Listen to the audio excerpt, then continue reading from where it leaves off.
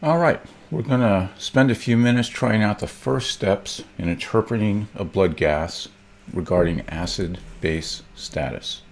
Here are a few blood gases that we'll work through. Here is the full set of steps that you'll eventually come to use. And in this clip, I'm graying out those that come later and leaving those that we'll work through now. Again, in the graphic, that remains in orange is what we'll be working on in this exercise. So let's take our first gas, and I've put the gas itself in the upper left-hand corner. We notice that the pH is decreased.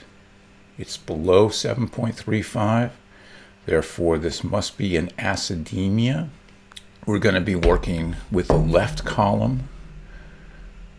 It's either a metabolic acidemia or a respiratory acidemia. Let's take a look at the CO2 and the bicarb. Again, thinking of CO2 as our volatile acid and bicarb as our base.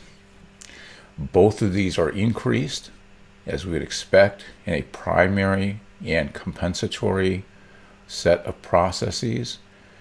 We see in our quadrant graphic that this is consistent with respiratory acidemia. And I want to pause for just a second and think about that. If we think of PCO2 as our volatile acid and bicarb as our base, what primary process would it be that could result in a net acidemia? Well, it doesn't make much sense that increase in bicarb would cause an acidemia, so we're going to conclude that the increasing PCO2 was the primary process, and adding more base by the kidneys was a way to compensate for that primary disturbance. All right, let's take a look at our second gas.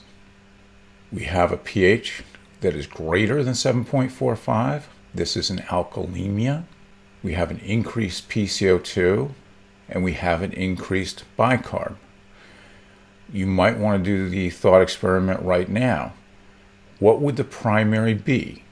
Which of these primary processes is an alkalosis that has won out and causes an alkalemia? And which is a lesser perturbation causing acidosis and attenuating but not eliminating the alkalemia? And this is what I would conclude. Oops, let's get rid of that first blood gas up in the corner. So again, let's lock this into our quadrant. We know we had an alkalemia.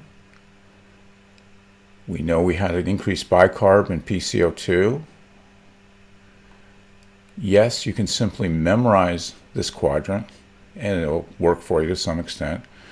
But if you were able to work through the idea that the increased bicarb arises from alkalosis processes and the PCO2 elevation is a compensatory process of acidosis, then you're well on your way to be able to read these without cognitive aid.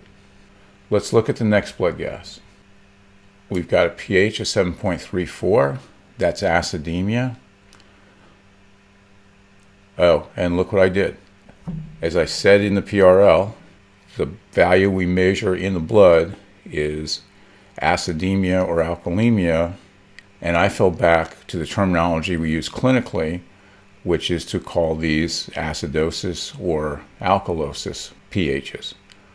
So, please pretend that says acidemia. We have a pH that below normal, that's an acidemia. We have a decreased PCO2 and bicarb. Which of these would tend to cause acidosis? Would it be decreased acid or decreased base?